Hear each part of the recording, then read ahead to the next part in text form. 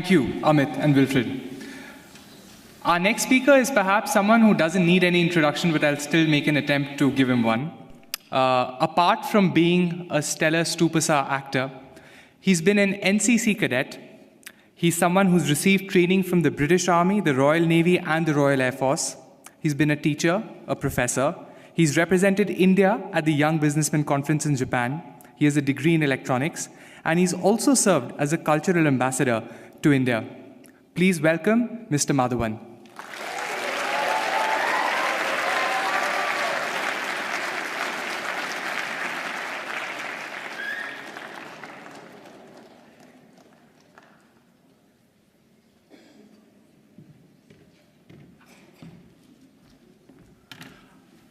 Oh, well, let me just get set up right now. Big speech.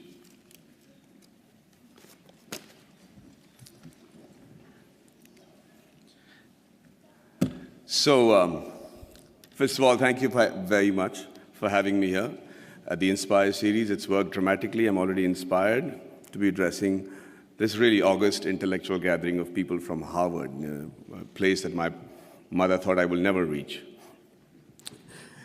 But you know what? A lot of people have spoken before me and eloquently and described their dreams for India and given figures and facts that either are skeptical and, like Mr. Wilbur says, aspirational. But I'm just an actor, and I'm going to just give you my dream shamelessly, because that's the thing that I can do best. And by that I mean, when we talk of dreams, we have one of our greatest scientists and philanthropists, Dr. Abdul Kalam, and he said something which is very interesting. He said, dreams are not what you have when you sleep. The true dreams are the ones that don't let you sleep. He said that when you have that dream once, it's a dream. When you have it twice, it becomes a desire. And when you see it for the third time consecutively, it becomes a passion, an aim, and a goal. And that is the passion with which I want to see this fantasy that I have for India 2030. And Abraham Lincoln also was a dreamer. And, but he said one thing that makes most sense in trying to achieve this goal that I have dreamt for my nation. He said, if I have 6 hours to cut down a tree, then I'll spend the first 4 hours sharpening the axe. There's a great philosophy in that. In this era of instant gratification, we just keep thinking we can achieve all these goals by just tweaking this, tweaking that. It's not true. I really believe that, that a missionary zeal is required to make that quantum change that can make 2030 what I'm dreaming about right now. And just let's look at India as a country. What a unique nation, seriously. Thousands of years old of culture and tradition, many invasions, being ruled for many years, and we still somehow managed to maintain our identity.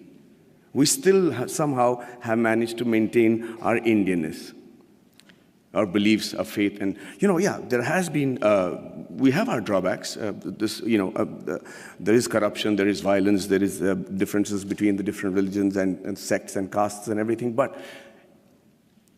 I can't help but think, looking at India, at the geography, that we're not doing really that bad.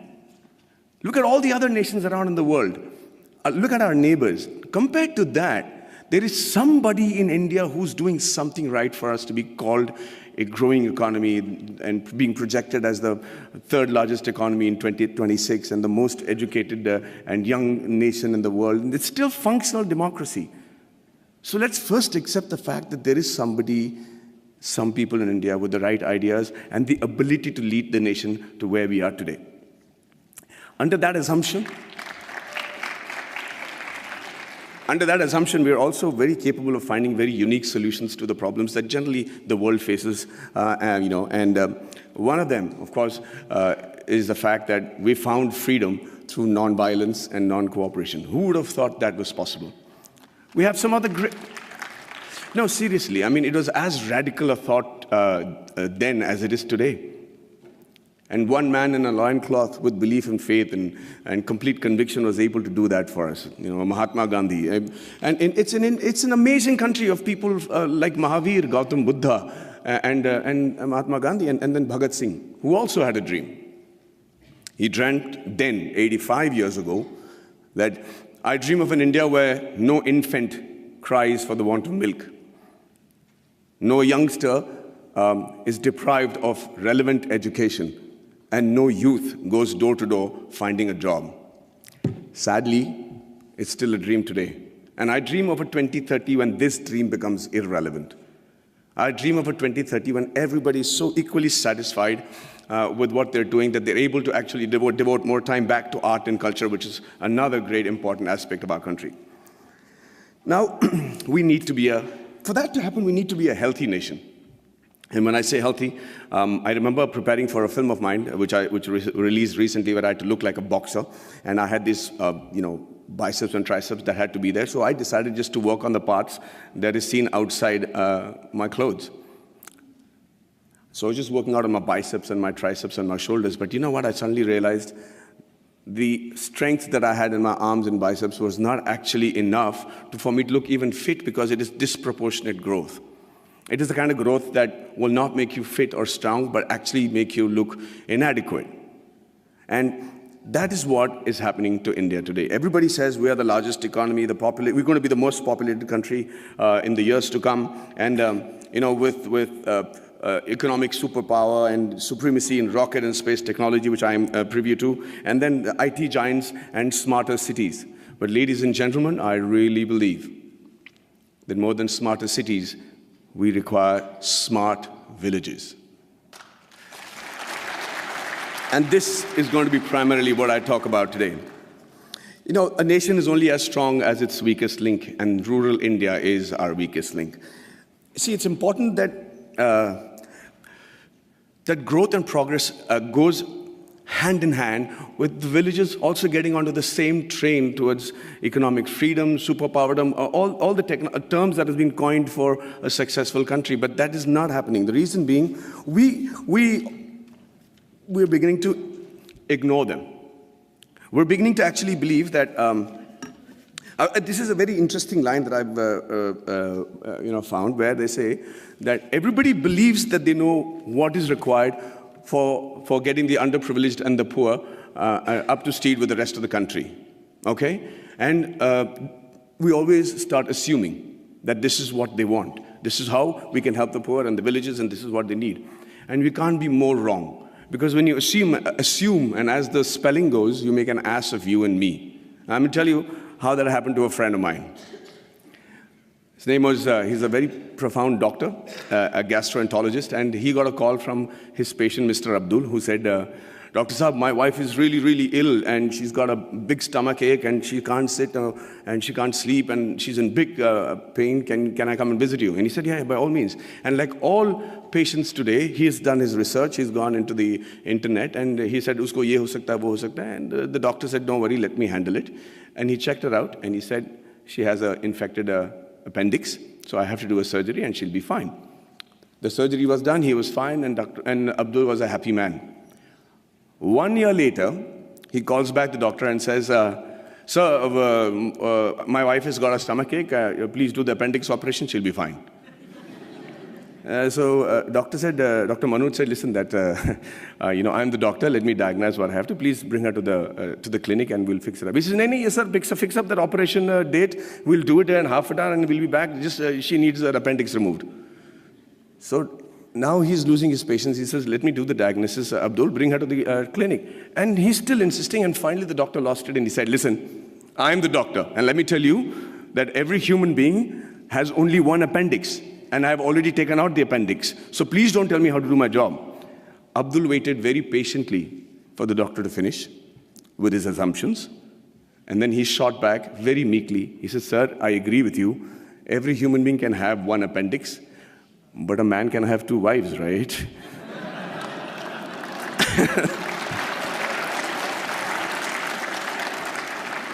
So when we start assuming what the rural India needs, we do what I think is most dangerous.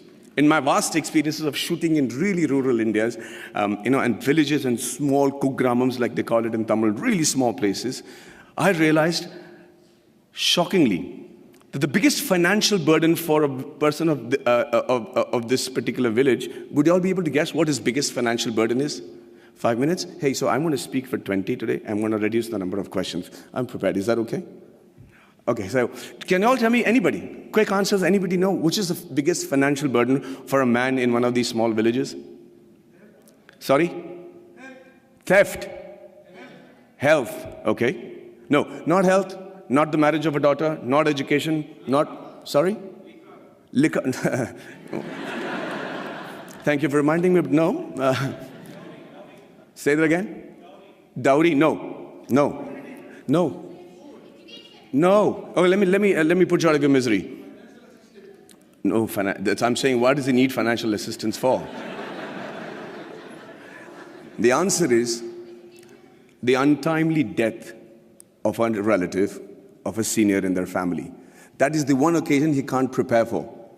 That is one occasion where the ceremony demands that he spend a certain amount of money, feed a certain amount of people, use the funeral the expenditures, and that's where he takes the loan, and that's where he gets indebted, and that's where, to escape that particular embarrassment and humility of not having the ability to perform the function every year as is expected of the Indian tradition, that he decides to leave the village because he's made to feel inadequate.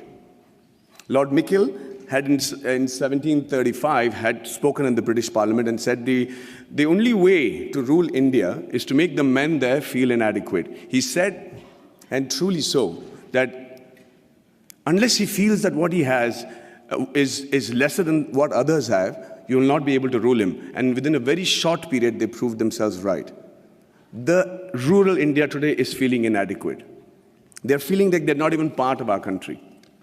And what happens with that is, they start then looking at opportunities in villages and saying better education, better health, better lifestyle, and no humility for not having performed the funeral properly. They decide to give up who they are and move to the cities. And who they are is what is more important for us to understand. Who they are actually the timekeepers and the bookkeepers of our deep-rooted traditional culture and stories. You should see how tradition and culture flourishes in a happy village in India. We don't have psychiatrists as a big fashion thing in India, and they still manage to maintain a great level of sanity. There's a great phrase from the poem If by Rudyard Kipling, where it says, dream but not make dreams your master, think but not make thoughts your aim. Meet with triumph and disaster and treat those two impostors just the same. It's very easy to say it, but how do you treat those two impostors just the same? The answer lies in the tradition and the culture and the books and the epics that are so prominent and predominant in our country. The Bhagavad Gita, the Quran, the interpretation of that in the subcontinent, the Bible, the Guru Granth Sahib, the granny stories. And you know how to handle the diversities and the setbacks, and you're able to sit back, reassemble yourself, come back and fight with the same glory again. And when you don't give a villager that, you're depriving him, we're depriving ourselves of what I think is one of the most important survival tools in today's world, which is the culture and tradition.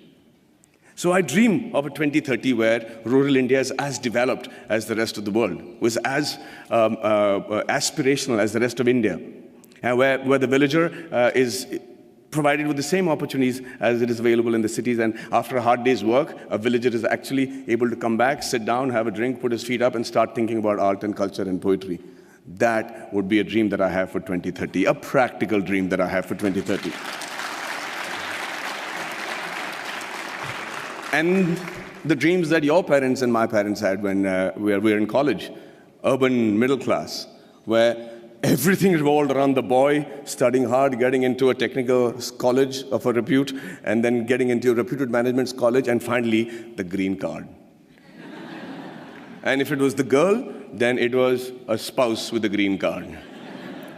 I dream of a 2030 where students the world over will dream of a blue card, will dream of having once actually come to India and study and imbibe the knowledge that we have as a nation. It used to be true. We were the first university in the world. Nalanda was a university where people came in from far and wide.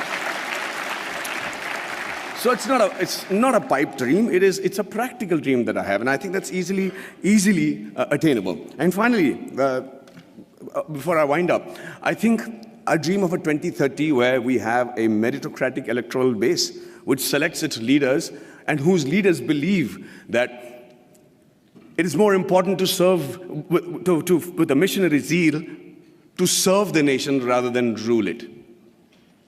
You know, there is another stanza from the same poem which says that if they have the ability to talk to the crowds, yet keep your virtue, walk with kings nor lose the common touch, if neither good friends nor foes can hurt you, yet all men count with you, but none too much. If only the politicians understood the gist of that line, we would have a progressive country by 2030 where we'll all be proud of not just the way the country is running, but also proud about our politicians. And finally, you know, I'm an actor. And the dream that I have for myself is that in 2030, I'm as relevant, I'm as handsome, hopefully, but if age was to catch up, then they probably would have mapped my face by then and used technology to make me look as young or old as the role desired me to look, and I'm still able to romance the pretty young things that will be part of the industry in 2030.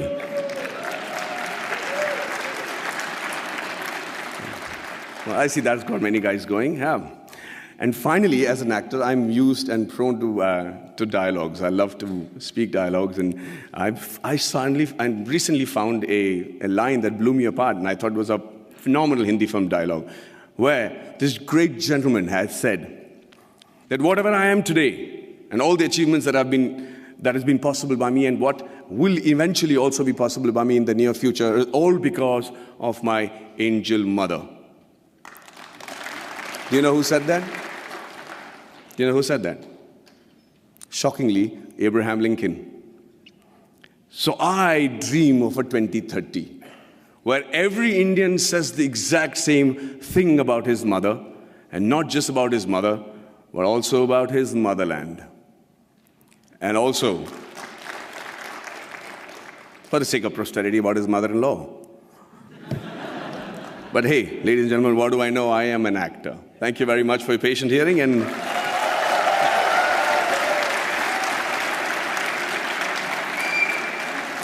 if I'm looking wise enough, I'm open to questions. Okay, wait, okay, is this, okay, it works. Okay, sorry, I wrote my question down. Okay. Give us some water. Okay, sorry. I've been trying to do this for 2 days. I've been low-key stalking you.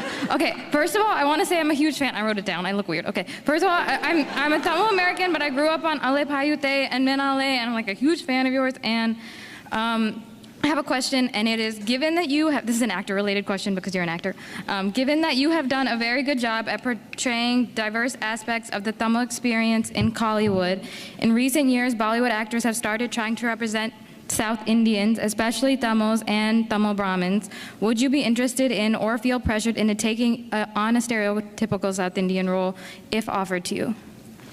Do I dare ask her to repeat that? Because I couldn't hear you properly. I'm so sorry. No, I understood just the question, if you can tell me, okay. Please. Sorry. Okay. Would you be interested, if offered to you in Bollywood, to take on a Tamil Brahmin or a South Indian role in general? Will I be willing to take on a South Indian Brahmin or a Tamil role in a Hindi film? In a Bollywood film? Is that what your question is, ma'am? Of course. I mean, if the money is right. But would you be like worried about like maybe being in a stereotypical, like? No, I think, you know, it's a very honest question, but I think this stereotypical is too burdened a word for everything that we use today. You know, it's politically correct and everything, but it doesn't really have any effect in my opinion, because I'll tell you, I have to listen to a story, I have to be convinced that this is going to work for my audiences, and I have to be convinced that the producer is able to pay me by the end of the day, and lo and behold, I am a Tamil Brahmin in a Hindi film, no problem. Really. Well, thank you so much for your for the excitement. Okay. Hi. Hi. So I actually wanted to ask you this yesterday, but there was like a mob, so. So this doesn't qualify. This is yesterday's question. Yeah, exactly. So my name is Pranati, and I actually grew up in Mumbai, like a lot of other people, and watched a lot of your movies. And I'm a vegetarian as well. Okay. So I really admired how you advocated for animal rights. But my question's actually about Three Idiots. So you spoke about how a lot of your acting roles was based on your experience. So I was wondering, because Three Idiots really does touch on a really important point that in the Indian education system, there is a lot of pressure, and this pressure can result in a lot of suicides by students. So I was wondering, how did your personal experience, because you did mention how you knew from the start that you did not want to be an engineer, so how did you channel that into your acting? Okay, so thank you for the question. See, the thing is, what I tried to show in Three Idiots was actually what happened at home. My dad was distraught that I didn't want to pursue engineering as a career or even join an engineering college, and I had to tell him that I knew what I didn't want to do is not become an engineer. But let me tell you this, the thing that we said about in Three Idiots. I do agree that there's undue pressure on the education system and amongst the families for their children to excel. But that's not necessarily bad. I think it's important to have pressure at that age.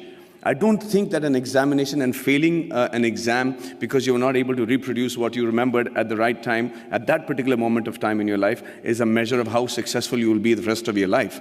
But it's also a measure of your tenacity to be able to reproduce that under pressure, which is going to be something that you'll be doing every day of your professional life. So, yeah, let's not underrate that pressure. But at the same time, I think it's important for parents to know that that is not the be-all and end-all, and that is not a death warrant that you've signed just because you flunked on a particular subject. Thank you. I'm done. Well, thank you so much for the patient hearing, and have a great evening, ladies and gentlemen.